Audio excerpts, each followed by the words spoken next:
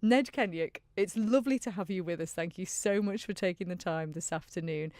I wonder, first of all, this is something we were talking about just before we came on air. I described you there as being Manx as the hills, which I think personally is a compliment. I hope you do as well. What do you think it is that makes a Manxman? I honestly don't know. A lot of people have tried to decipher what constitutes being Manx, and I'm not sure they've come up with a realistic answer. I am what I am, who I am, and I've had no input into that. But I consider myself to be no more Manx than a Welshman is Welsh, or a Scotchman is Scottish, or an Irishman is Irish.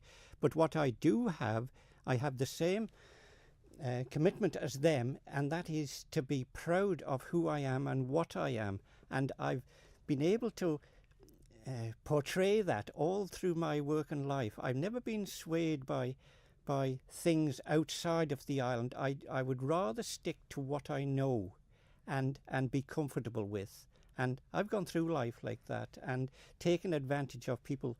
I've known a lot of good mentors during my work and life, and I've extracted a lot of information from them. And that is what comes through. Be proud of who you are and what you are. Which is a good lesson for us all. It Yes. really is, Ned. We'll be talking much more about that this afternoon.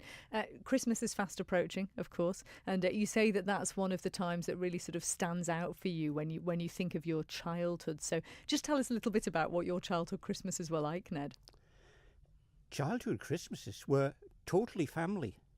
They couldn't be anything else because we lived on an isolated farm.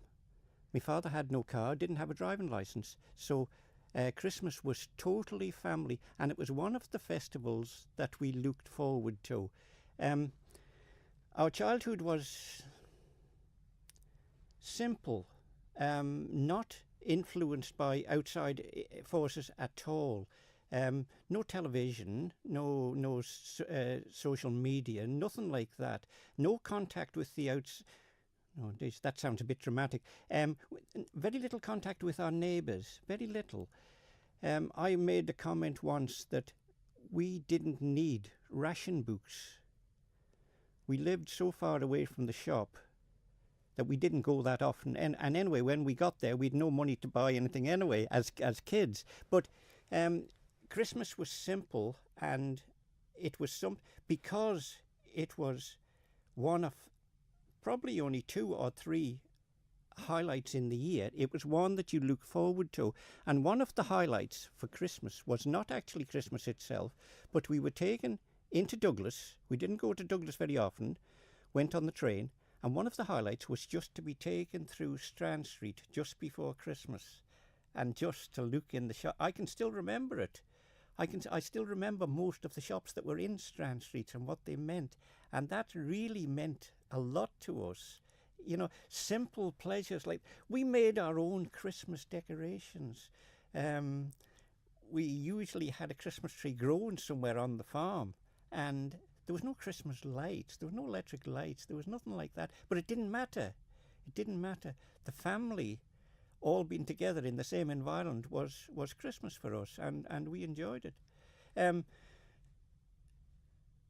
Do you think then that children and families nowadays maybe miss out because they're so distracted by all of the other things we have in our lives now? There is a possibility that is happening, but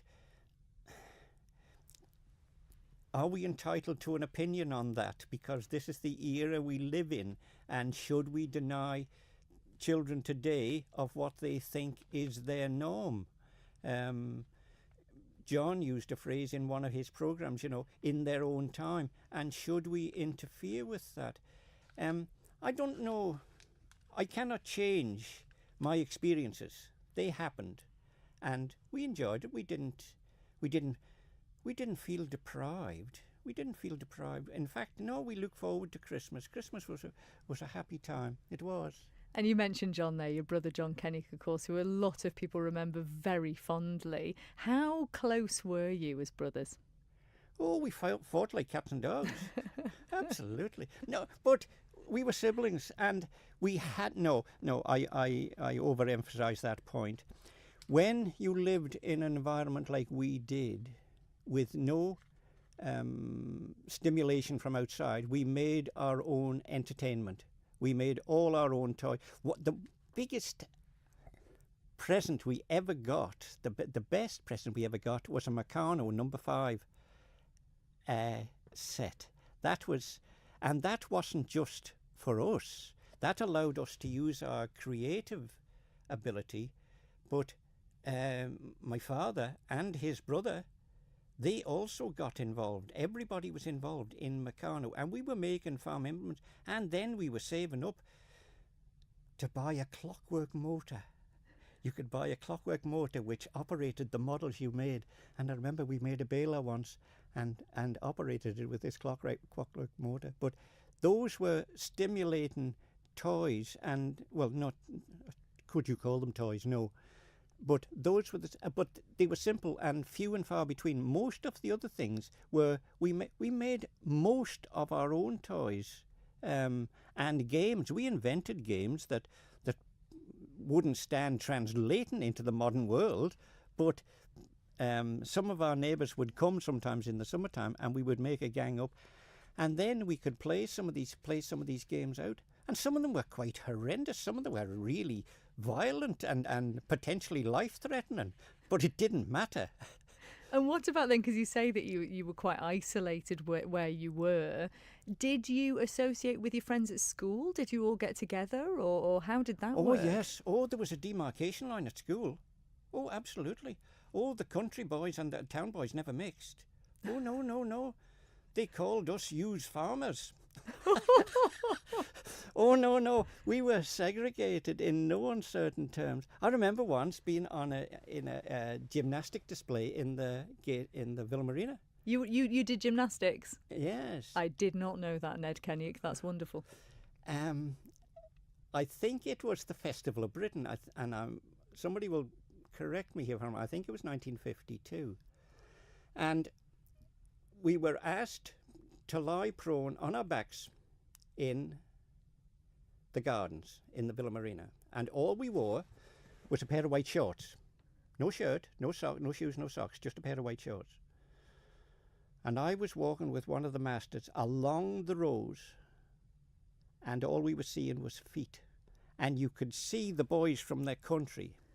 Their feet were a different colour to the boys from the town, because most of the summer we went about sometimes barefoot, sometimes most of the time without socks. And the boys from the country, their feet was a pale shade of brown, but the town boys, theirs was brilliant white. That's fantastic. Oh no, we were segregated at school, and we had good friends at school, but there was always not a class distinction, an area distinction. And I had an auntie who lived in Porrose, and it wasn't so far removed from the truth, because she said that the townspeople went downtown to shop on Saturday morning and came home and left the shops free for the country people coming in the afternoon.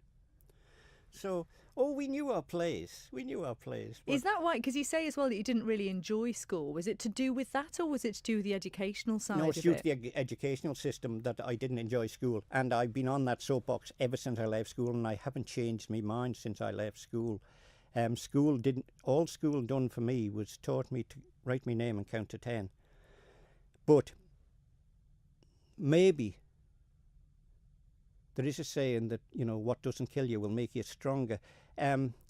Because of that, I took it on myself to educate myself after I left school, and I educated myself up to a standard where I could then start to teach others of the skills that I inherited. I ran several courses at the training centre, building dry stone walls. I was talking and lecturing to school children and I get great satisfaction out of that. I really enjoyed that. But I was comfortable doing it because I had an untapped reservoir of knowledge. My head is full of information that I've gleaned over a lifetime. And, sometimes I went to speak to the WI once, Santon WI, and Sylvia said to me just before we went out, "What are you going to speak on?" I said, "I've no idea." She said, "How can you do that?" I said, "Well, it'll probably depend on the colour of the hat of the woman sitting in the front row." And she said, "You can't speak." I said, "Yes, you can." I said, "All you need is an opening sentence, and if you get the audience to participate, it opens the door." And it ended up, the president was sitting alongside of me, and I launched forward, and we're really having ding-dong, we're enjoying it. And she tugs on my sleeve and she says, it's time to wind up, the kettle's boiling. And we hadn't got started. I have a feeling it's going to be a bit like that today, and I'm loving it, Ned Kennaugh, because it's absolutely wonderful. But one of the things today is about is music as well. And music's played a really big part in your life, hasn't it? And I know that obviously John, your brother, was very much known for his association with the Guild and singing, but you also took part in the Guild, didn't you? Oh, I was in the Guild before John, and I took singing lessons.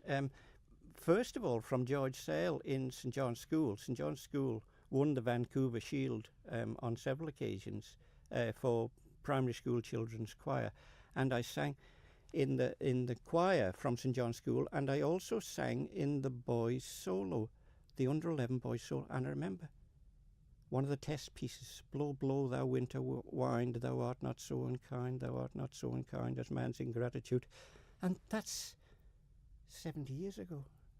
And I still remember that. And then I went on from there. I took it on a bit further, and I joined a choir in Douglas ran by Lillian Pickard.